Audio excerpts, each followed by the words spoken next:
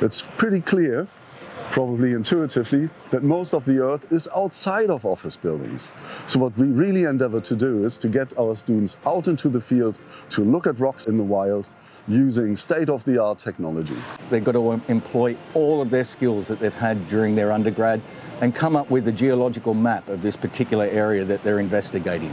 We try to teach our students how to decipher the language of the Earth itself.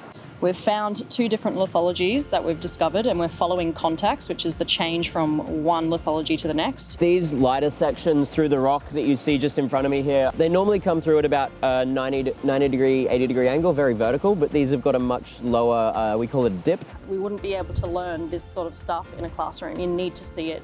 And having lecturers like we do makes it worthwhile. Just sort of helps cement all of these concepts that are so core to the degree. It's really cementing that fundamental work we've put in from the classroom.